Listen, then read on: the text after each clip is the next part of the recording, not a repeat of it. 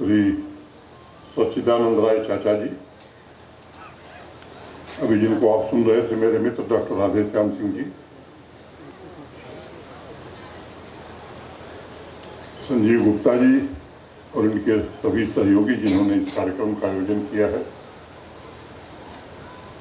मंच पर उपस्थित सभी श्रद्धेय महानुभाव, मेरे सम्मुख उपस्थित उत्थान फाउंडेशन के सभी पदाधिकारी,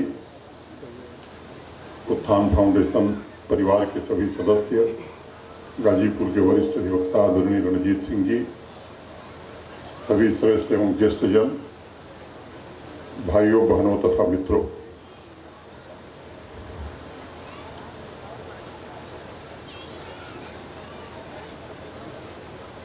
काफी देर से आपने लोगों को सुना है। जहाँ ज्यादा विद्वान होते हैं वहाँ मुझे बोलने में बड़ी असुविधा होती है, क्योंकि पढ़ा लिखा जो ज्ञान है वो मेरे पास कम है।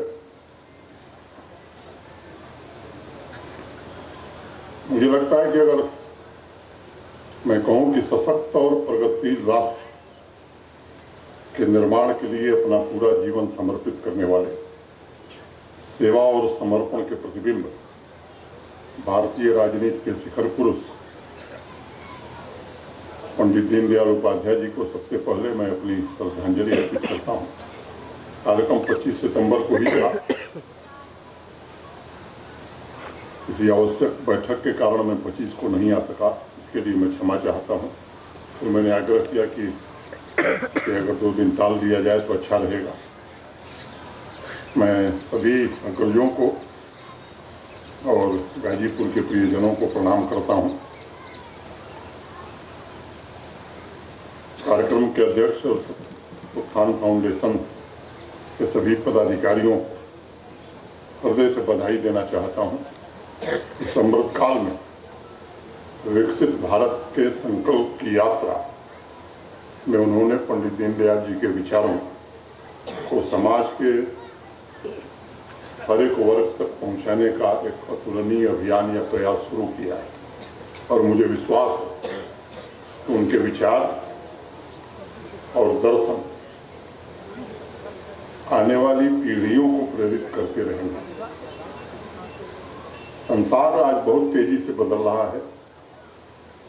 पहले नए बदलाव, नए जीवन के लिए परिवर्तन की प्रक्रिया को दुनिया में अनेक गोल चक्कर लगाने पड़ते थे, लेकिन अब वो चक्कर कम हो गए हैं। तकनीक इतनी तेजी से बदल रही है कि आज जो प्रासंगिक है कल रहेगा कि नहीं, इसके बारे में विश्वासपूर्वक कोई नहीं कह सकता है। आज अगर मूल्यों की नींव मजबूत है, अनुकूल परिस्थितियां बनाने में ज्यादा समय नहीं लगता है।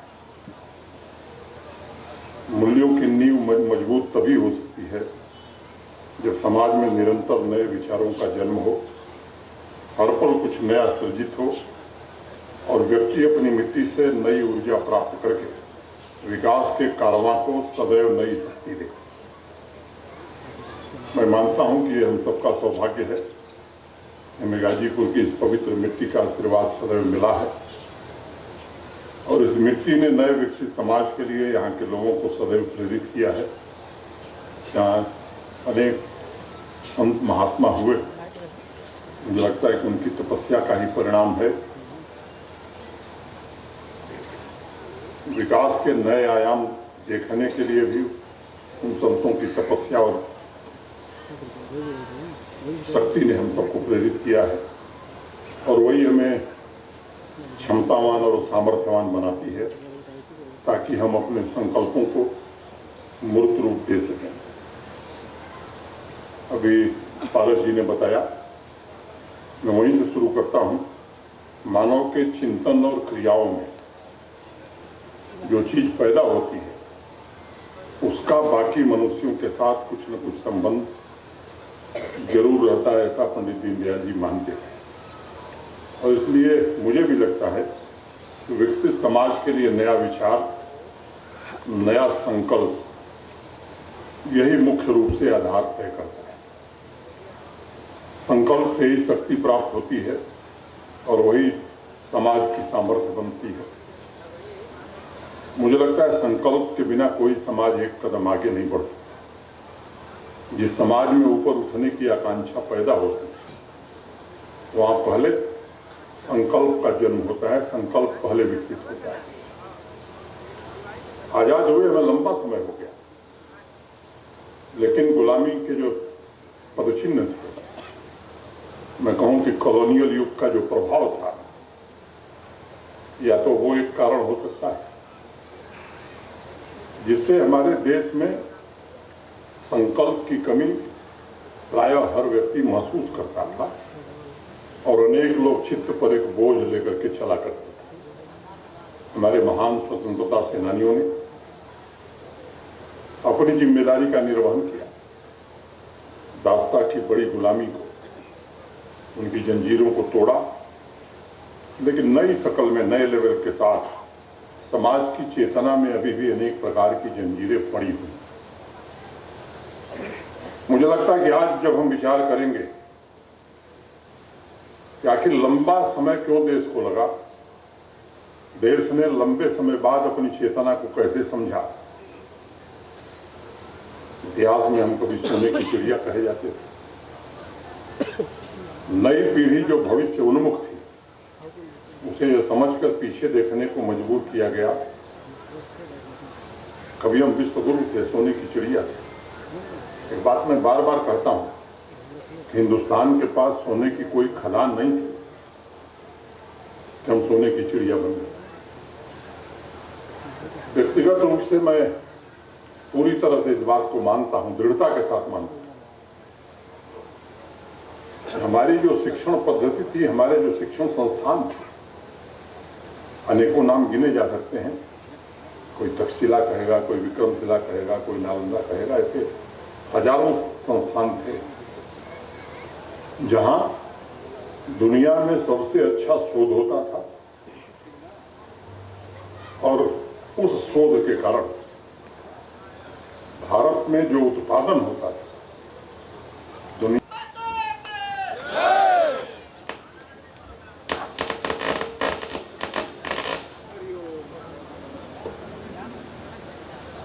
न्यूटन का नाम आप सबने सुना है, बड़े वैज्ञानिक थे। ब्रिटिश पार्लियामेंट में सर आइजैक न्यूटन भाषण कर रहे कि विज्ञान के पास कोई ऐसा रास्ता नहीं है कि नेविगेशन में समुद्र में पानी के जहाज कैसे चलेंगे। सर आइजैक न्यूटन के भाषण के पहले हमारे देश के लोगों ने लॉगरिथम के आधार पर ऐसे यंत्र बनाए थे कि भारत के समुद्री जहाज सुदूर दक्षिण अफ्रीका के आगे तक जाते थे। एक वहां द्वीप है, सॉक्रेत अंग्रेजी में कहते हैं। आज भी पाली और संस्कृत में लिखे हुए लेख वहां मिल जाते हैं। अभी मैंने सहजानंद महाविद्यालय में एक घटना सुनाई, मैं उसको यहां भी सुनाता। इतिहास में सिकंदर और पुरुराज पोरस की दोस्ती का जिक्र आता है। दोस्ती क्यों हुई सिकंदर की पोरस से? मगध की सेना सिंधु नदी के किनारे खड़ी थी। युद्ध के पहले सिकंदर ने अपने गुप्तचरों को भेजा कि देख के आओ कैसी तैयारी है सेना की। गुप्तचरों ने जाकर के रिपोर्ट दी सिकंदर को कि हजारों हजार की संख्या में घोड़े हाथी पर तैनात तलवार लेकर के मगध सैनिक युद्ध के लिए लालाई थे। लाखों की संख्या में पैदल तलवार लेकर के लोग खड़े हैं। उचित नहीं होगा कि आज युद्ध किया जाए। पैर वापस खींच लिया, सिकंदर वापस चले गए। लौटते समय पोरस पुरराज से उनकी भेंट होती है और जो उन्हें भेंट किया पोरस ने, जो दोस्ती का राज बना, वो इग्नॉट स्टील जो दुनिया में सबसे बेहतर हमारे देश में बनता था और दुनिया की सबसे बेहतर तलवार भी उसी से बनती थी। फिर वो तलवार बनी और वहां से हम लोग करते लंबे कालखंड के गुलामी के कारण आक्रांताओं ने, यूरोप के देशों ने या अंग्रेजों ने हमारी उन संस्थाओं को समाप्त कर दिया जो मूल हमारी ताकत थी। और मैं मानता हूं कि आज भारत का सांस्कृतिक पुनर्जागरण का काल प्रारंभ हो गया। अनेक लोग जो शिक्षा जगत से जुड़े हैं, राष्ट्रीय शिक्षा नीति जो देश के सामने आई, अनेक लोग उसे इस तरह से देख रहे हैं कि अब एजुकेशन सेक्टर का भविष्य बदल जाएगा। मैं उसे इस तरह से देखता हूं कि अगर सही मायने जो भाव है, जो स्पिरिट है नेशनल एजुकेशन पॉलिसी, उसको हमने वाकई प्राइमरी से लेकर के और उच्च शिक्षा तक लागू किया, तो जो बात आज कही जा रही है कि दुनिया की 5वीं बड़ी अर्थव्यवस्था हम हैं, उस देश को पीछे छोड़कर जिस देश के हम गुलाम थे, आज 5वीं बड़ी अर्थव्यवस्था बने हैं। आने वाले 3-4 वर्षों में हम लक्ष्य रखे हैं दुनिया की तीसरी बड़ी अर्थव्यवस्था बनने का। अगर हमने यकीनी तौर पर एनईपी को ठीक से शब्दशः इंप्लीमेंट कर दिया, यकीन मानिए फिर से विश्व गुरु और सोने की चिड़िया भारत बन सकता है, इसमें किसी को संदेह नहीं है।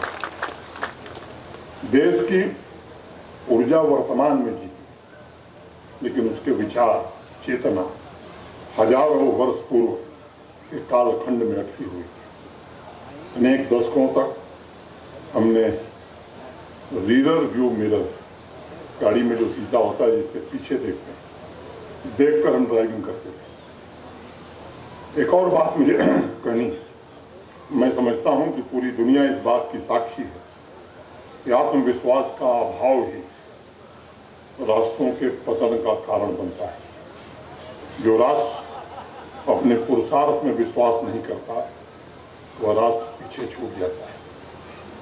जिस राष्ट्र का चित्त दूसरे देशों पर निर्भर हो जाता है, वह विश्व के मानचित्र से समाप्त हो जाता है। उस राष्ट्र के मौजूद रहने ना रहने से दुनिया को कोई फर्क नहीं पड़ता। मुझे लगता है कि पिछले 8-9 वर्षों का जो परिवर्तन है देश का, और उसको आप ईमानदारी से उसका मूल्यांकन करेंगे तो इसमें किसी को आपत्ति नहीं हो सकती कि भारत के वर्तमान प्रधानमंत्री जी ने देश के चित्त को वर्तमान की ऊर्जा से जोड़ा है, और अब रिवर व्यू से देखने वाली परंपरा भी देश में समाप्त हो गई। जितना अतीत के मूल्यों के सामर्थ्य पाने के लिए आवश्यक था, वो काम पिछले 9 वर्षों में हुआ है, लेकिन हमारी निगाहें अब पीछे देखने की नहीं, हम भविष्य की ओर देख रहे हैं। भारत दुनिया की सबसे बड़ी अर्थव्यवस्था बने, उस दिशा में हमारे कदम आगे बढ़े। और स्वाभाविक रूप से आप देखिए आज देश में जिस प्रकार का नया आत्मविश्वास है, अनेक लोग हैं जो सीनियर सिटीजन हो गए, मंच पर हमसे भी काफी उम्र के लोग हैं, उनसे बड़े लोग। मैंने नहीं देखा था 65 साल की उम्र में कि ऐसा आत्मविश्वास कभी भारत में था, कभी नहीं था। दूसरे पर निर्भरता को आत्मनिर्भरता में कैसे बदला जाए, एक नई कोशिश प्रारंभ हुई है, और आज देश का सम्मान हर जगह हो रहा है। जिन लोगों को अभी हाल के 2-3 वर्षों में विदेश जाने का अवसर मिला है, मैं उनसे निवेदन करना चाहता हूं, और पहले भी आप गए हैं और आज गए हैं तो उस अंतर को महसूस करें। भारत के पासपोर्ट की कीमत कितनी बड़ी है दुनिया में, इसका सहज अनुमान आप दूसरे देश में जाकर के लगा सकते हैं। 5000 वर्ष पूर्व हम विश्वगुरु थे, इसलिए कि वर्तमान में भारत स्वयं के पैरों पर खड़ा होने की कोशिश कर रहा है, और उसकी विरासत नए विश्व के सृजन का मार्गदर्शन करने के लिए पूरी तरह से तैयार हो गई। आज समाज की चेतना में दीनता नहीं दिखाई पड़ती, गुलामी के भाव का बंधन नहीं दिखता। यही तो समाज का नया सामर्थ्य है, और जो गुलामी की मानसिकता थी, कॉलोनियल माइंडसेट, उसके जो बंधन मौजूद, उन्हें एक एक करके तोड़ने की कोशिश हुई और काफी हद तक सफलता मिली। देश के हर एक नागरिक के भीतर इसके कारण आत्मविश्वास की अलग जगी है और तब आत्मनिर्भर भारत की बुनियाद या नींव रखी जा सकती है। वसुधैव कुटुंबकम की भावना से इस यात्रा में भारतवर्ष अनेक देशों को साथ लेकर चल रहा है। पंडित जी ने कहा था कि संसार में एकता का दर्शन कर उसके विविध रूपों के बीच परस्पर पूरकता की पहचान कर उनमें परस्परानुकूलता का विकास करना तथा उसका संस्कार करना, यही संस्कृति है भारत। अभी G20 का शिखर सम्मेलन दिल्ली में समाप्त हुआ।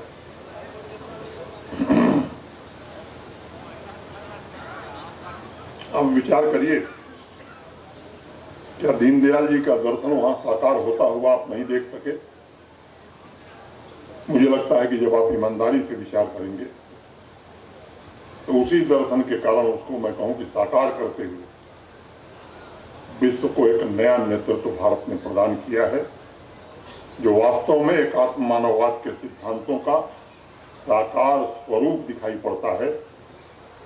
और इस बात को मैं जिम्मेदारी से कहना चाहूंगा कि जो G20 की अध्यक्षता भारत की थी, एक नई वैश्विक व्यवस्था स्थापित करने में भारत को सफलता मिली, जिसमें ग्लोबल साउथ, ग्लोबल नॉर्थ दोनों पोल पर खड़े देशों का सहयोग, परस्पर पूरकता के माध्यम से सबका साथ, सबका विकास का विजन, अनेक दशकों से दो महाशक्तियों के बीच बटी हुई अर्थव्यवस्था आज बहुपक्षीय बनाने में भारत को सफलता मिली। मैंने जिक्र किया कि 5वीं बड़ी अर्थव्यवस्था आज विकासशील मानसिकता से हम नहीं सोच रहे, बल्कि एक नए आत्मविश्वास के साथ भारत विकसित राष्ट्र की तरह अपनी जिम्मेदारियों का निर्वहन कर रहा है। दुनिया में जहां भी संकट आया, केवल 200 करोड़ लोगों को कोरोना की वैक्सीन हमने अपने देशवासियों को नहीं, बल्कि दुनिया के उन तमाम देशों को हमने वैक्सीन दी और अनेक लोगों की जिंदगी बनाई, जो हमारे पूर्वजों ने कल्पना की थी, जिसका जिक्र बार बार हो रहा है। अफ्रीकी संघ का G20 में इस बार का प्रवेश, मैं समझता हूं कि जीता जागता इस बात का प्रमाण है।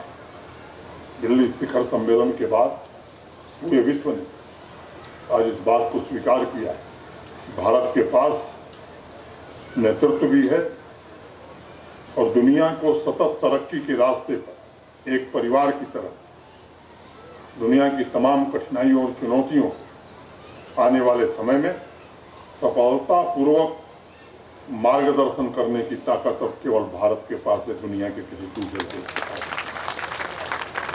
ग्लोबल साउथ के तमाम देश आजकल यूनाइटेड नेशंस की चल रही जनरल असेंबली में शामिल हैं और अमेरिका की धरती से पूरी दुनिया को बता रहे हैं कि भारतवर्ष सिर्फ दुनिया की उभरती हुई सबसे बड़ी ताकत नहीं है, बल्कि दूसरे मुल्कों के बारे में सोचने वाला भी दुनिया का अकेला देश भारत। अनेक देशों के जनप्रतिनिधियों के वक्तव्य आपने सुने हैं, आपने पढ़े, हमने भी सुने, हमने भी पढ़े। पिछले 8-9 वर्षों में विशेष तौर से भारत ने उन देशों को भी भुलाया नहीं है। उनकी दुविधा हो, समस्या हो, उसके साथ आज भारत खड़ा है। और इसलिए आज जब हम दीनदयाल जी को श्रद्धांजलि अर्पित करते हुए एकात्म मानववाद से विकसित भारत की इस यात्रा का विचार मंथन कर रहे हैं, तो ये समझना होगा 9 साल पहले दुनिया में हम अलग थलग पड़े हुए थे।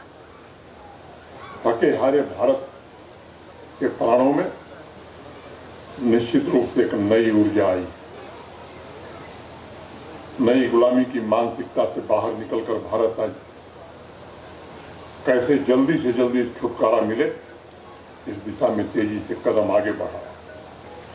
और इसका उत्तर देते हुए स्वयं दीनदयाल जी ने कहीं लिखा, व्यक्ति राष्ट्र की आत्मा को प्रकट करने का माध्यम है और व्यक्ति अपने स्वयं के अतिरिक्त राष्ट्र का भी प्रतिनिधित्व करता है। इसका पहला लक्षण हमने 2014 में ही देखना शुरू कर दिया यूनाइटेड नेशंस को अंतर्राष्ट्रीय मुद्दों और जटिल आर्थिक व्यवस्थाओं विषयों की चर्चा के प्लेटफॉर्म के बंधे बाधाए दायरे से निकालकर आम जनता से जोड़ने का काम भारत के प्रधानमंत्री ने आज यूनाइटेड नेशन के प्लेटफॉर्म को किया और ये एक बड़ा बदलाव था और दुनिया की व्यवस्था में। यह एक नए भारत और उसकी सांस्कृतिक विरासत का नया युग शुरू हुआ। मानववाद की व्याख्या करते हुए दीनदयाल जी ने लिखा, व्यक्ति एकांगी नहीं है बल्कि बहुरंगी है।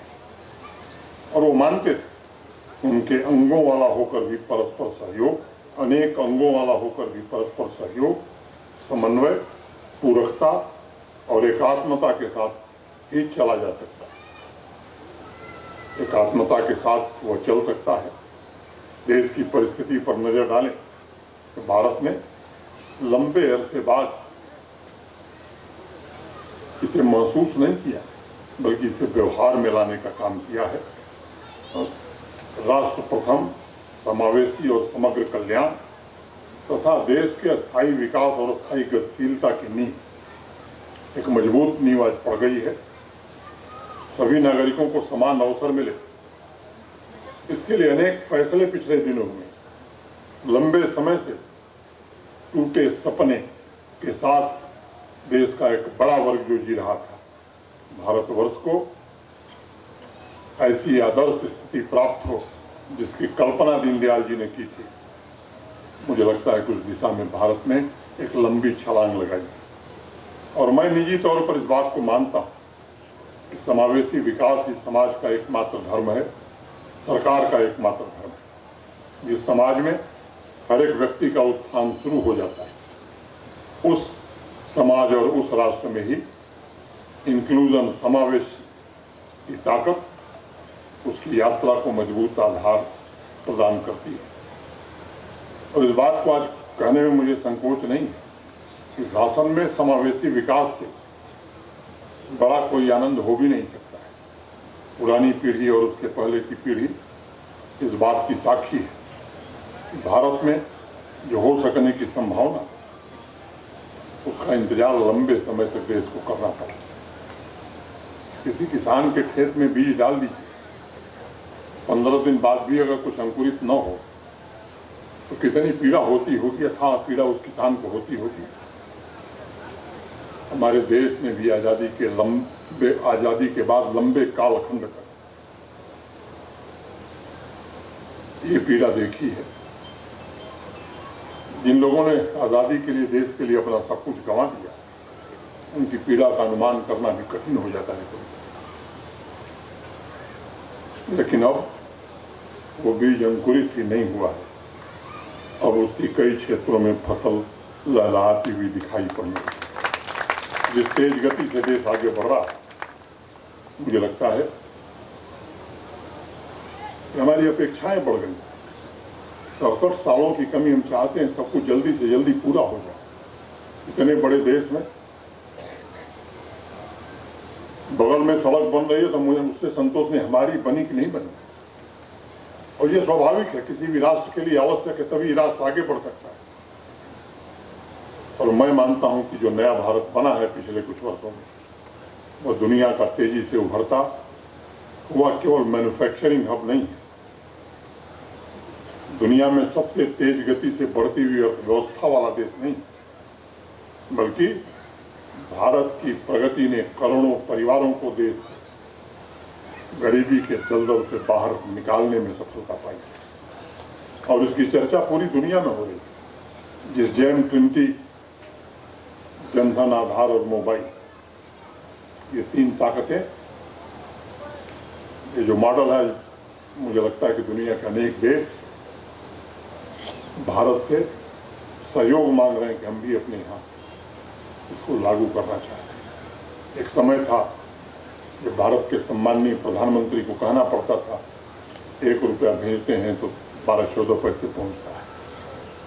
आज हम वहां पहुंच गए हैं, 1 रुपया भेजते हैं तो पूरा 100 पैसा ही खाते में जा रहा है।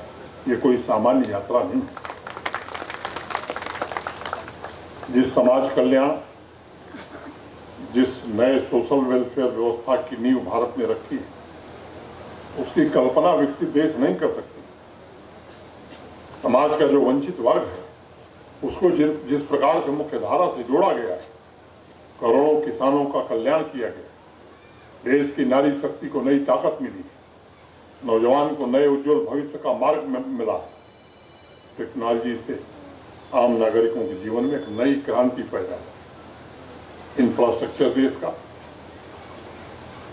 दुनिया के किसी भी देश के मुकाबले कम न हो, ऐसा इंफ्रास्ट्रक्चर आज देश में बन रहा है।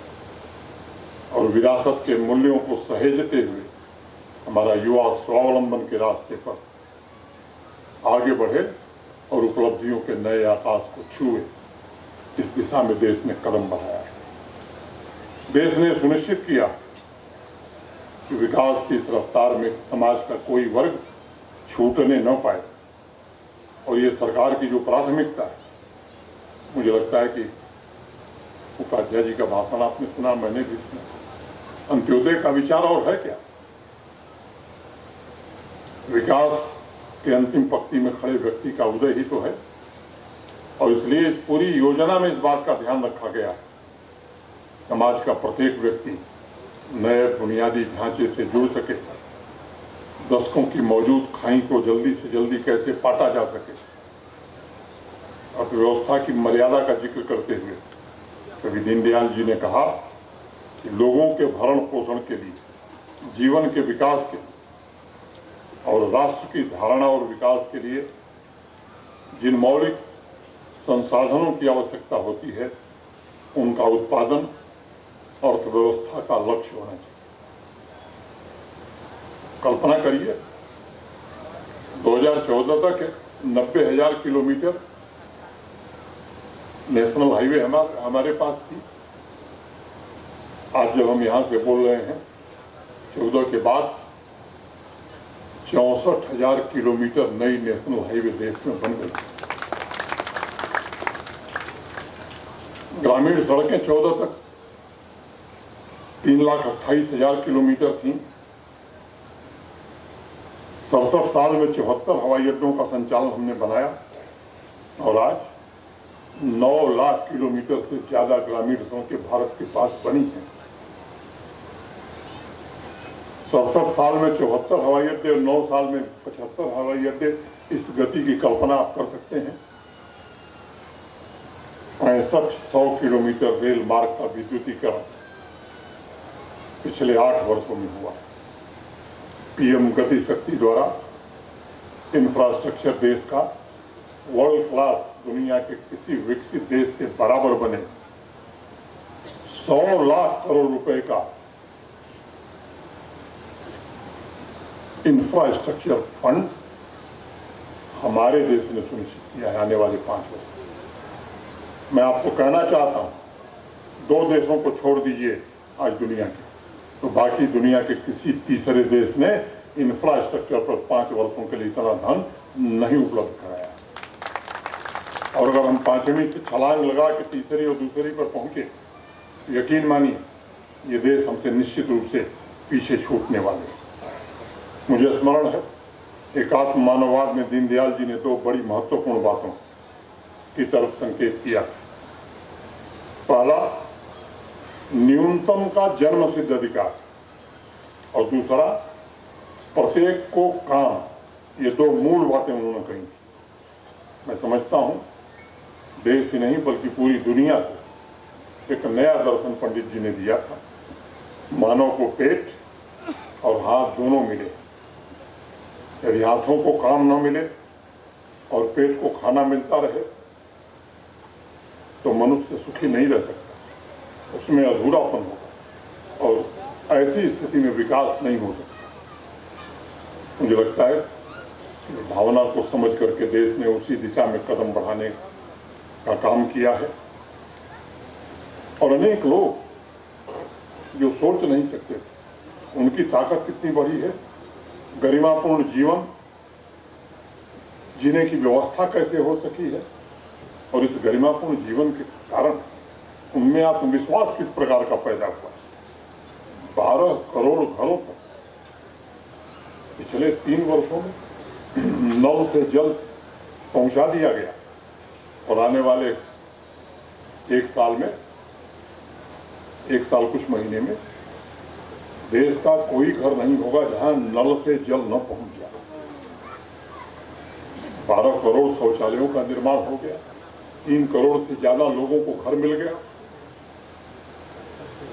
स्टैंड अप इंडिया के तहत वंचित वर्गों, दलित, शेड्यूल ट्राइब और महिला, स्टैंड अप इंडिया इन्हीं 3 लोगों के लिए 7,351 करोड़ रुपए की धनराशि पिछले 8 वर्षों में, 48 करोड़ से ज्यादा जनधन खाते। और जानते हैं 8 वर्षों में जो डीबीटी डायरेक्ट बेनिफिट ट्रांसफर की बात आज हो रही है, 25 लाख करोड़ रुपए से ज्यादा देश के इन गरीबों के खाते में सीधा भुगतान करने में सरकार को सफलता मिली। अनेक लोग जो बिजली से नहीं जुड़े थे, 3 करोड़ से ज्यादा घर थे, 3 करोड़ 27 लाख बिजली पहुंच गई। 40 करोड़ परिवारों को आयुष्मान भारत के जरिए 5 लाख रुपए का हेल्थ इंश्योरेंस सुरक्षा कोष पहुंचा। 103 करोड़ से ज्यादा लोगों को एलपीजी कनेक्शन मुफ्त में। 80% से ज्यादा छोटे और सीमांत किसानों को पीएम किसान सम्मान निधि के तहत हर साल 11 करोड़ 86 लाख किसानों को 6,000 रुपए हर साल दिया जा रहा है। अब इस संख्या में जब हम देखते हैं तो कान से सुनते हैं, समझते हैं कौन सा बड़ा काम हो गया। अब बहुत लोग आजकल आकर के भाषण भी करते हैं। अगर इनको आप एक एक करके देशों से तुलना करेंगे, पूरे यूरोप को मिला लीजिए, उतनी बड़ी आबादी यूरोप की नहीं है जितना गरीब लोगों को सहायता भारत सरकार ने की। उज्ज्वला योजना में हर घर में कुकिंग गैस पहुंचाने का अर्थ, अगर मैं देश के हिसाब से बताऊं, जर्मनी, ऑस्ट्रिया, ऑस्ट्रेलिया और बेल्जियम, इन 4 देशों की आबादी जोड़ लीजिए, उससे ज्यादा एलपीजी कनेक्शन मुफ्त में हिंदुस्तान ने दिया है। ये हिंदुस्तान की ताकत है और मुझे लगता है इसने देश का नक्शा बदला है। इंक्लूसिव ग्रोथ, समावेशी विकास को इसने जमीन पर उतारने में सफलता पाई। 30 करोड़ से ज्यादा हमारे श्रमिक वर्कफोर्स श्रम पोर्टल पर पंजीकृत हैं। 400 से ज्यादा व्यवसाय के लोग इससे जुड़े हैं। अभी प्रधानमंत्री विश्वकर्मा योजना का शुभारंभ 17 सितंबर को हुआ है। दरअसल दिक्कत हमारी है कि जो सामाजिक और राजनीतिक जीवन में काम है वो इन कामों से दूर हो गए। उनकी रुचि इस तरह के कामों में नहीं। लोगों को लगता है कि हम लोगों के घर जाएंगे, मिल लेंगे, हमारी राजनीति चमक जाएगी। यकीन मानिए अब देश का मिजाज बदल गया है। राजनीति के वो पुराने तरीके अब देश का युवा पसंद नहीं कर रहा है, देश भी नहीं पसंद कर रहा है। इन योजनाओं से जुड़कर अगर पात्र व्यक्तियों तक पहुंचाने में आप सहायक हुए, यकीन मानिए दुनिया की कोई ताकत आपकी राजनीति को कमजोर नहीं कर सकती। ये तरीके बदल गए। कृषि बजट में 13-14 में जो पार्लियामेंट में बजट प्रस्तुत हुआ और पिछले साल जो रखा गया, 5.7 टाइम ज्यादा, मैंने 6 गुना से थोड़ा कम बजट में वृद्धि हुई।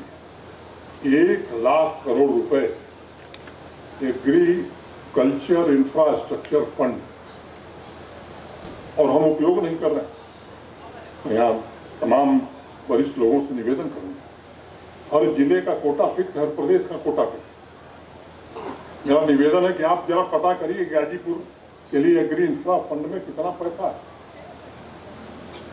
अगर 1000 किसानों को हमने जोड़ करके एग्री इंटरप्रेन्योर बना दिया, मैं समझता हूं इससे बड़ी सहायता कुछ हो नहीं सकती। मुझे लगता है कि इस दिशा में हमें सोचने की जरूरत है। एमएसपी तिलहन की खरीद में 14 से और 23 1500% की वृद्धि हुई है, 1500%।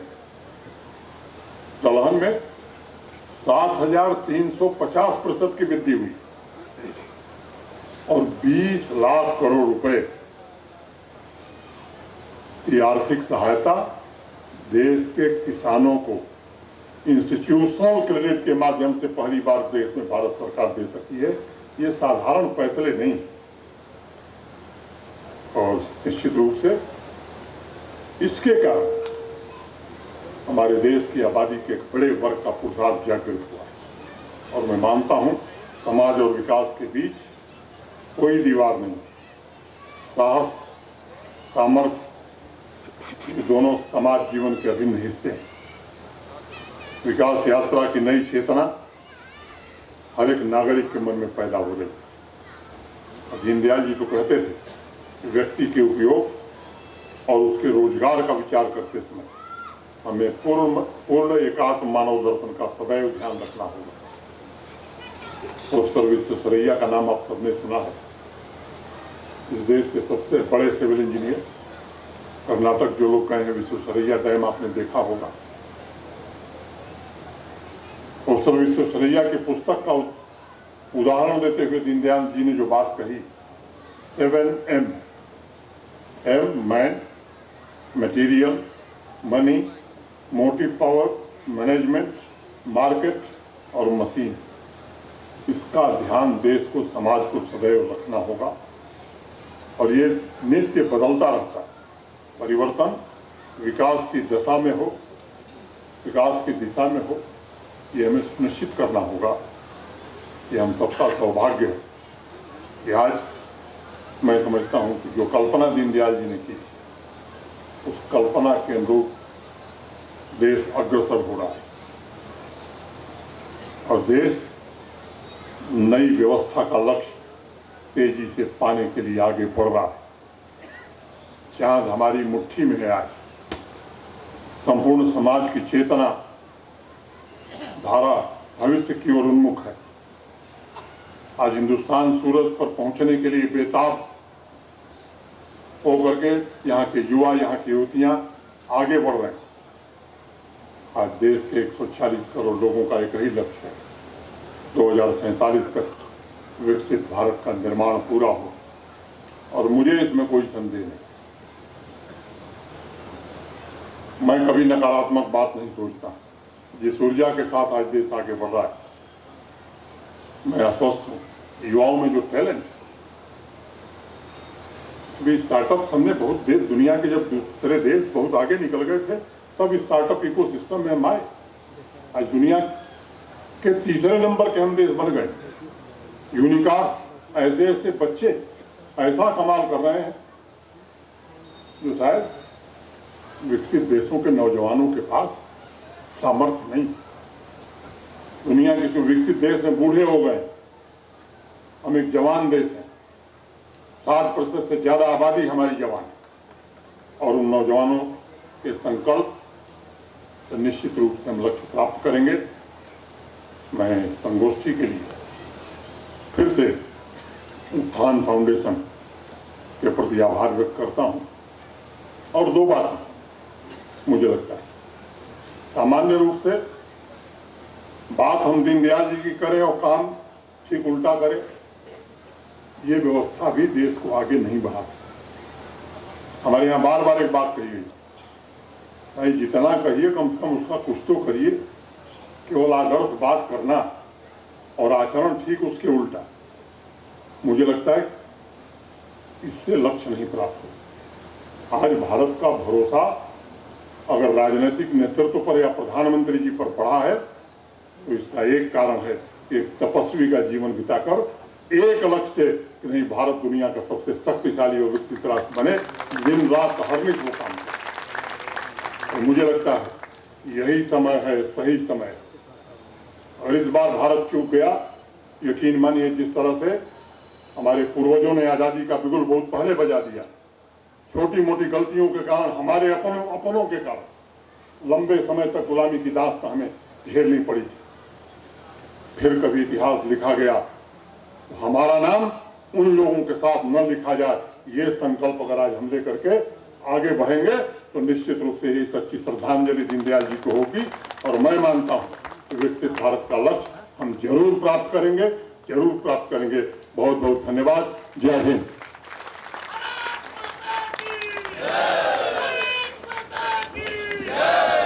निश्चित तौर पर इस वक्तव्य ने इस गोष्ठी के शीर्षक को चरितार्थ कर दिया कि पंडित जी दीनदयाल उपाध्याय जी के विचारों को किस तरह से इस पीढ़ी का हमारा नेतृत्व जमीन पर उतार रहा है। ये निश्चित तौर पर यह आज का दिन बहुत ही ऐतिहासिक दिन है। और मैं यह जो भाषण है माननीय मनोज सिन्हा जी का, मैं चाहता हूं इसकी प्रति मुझे मिले ताकि हम लोग इसको प्रिंट करा करके आपके इस भाषण को समाज में और किसी भी तरीके से, क्योंकि आपने जिस तरीके से बात को कही है और हम सब लोग, मैं बहुत ही कड़े शब्दों में कह रहा हूं, हम चीजों को उस तरीके से नहीं देख पा रहे हैं। आज भी हम उस ट्रेडिशनल माइंड में फंसे हुए हैं। तो फिर हम एक आत्म मानववाद की बात भी कर लेंगे, लेकिन जो विकसित भारत तक की यात्रा है उसके लिए तो दृष्टि को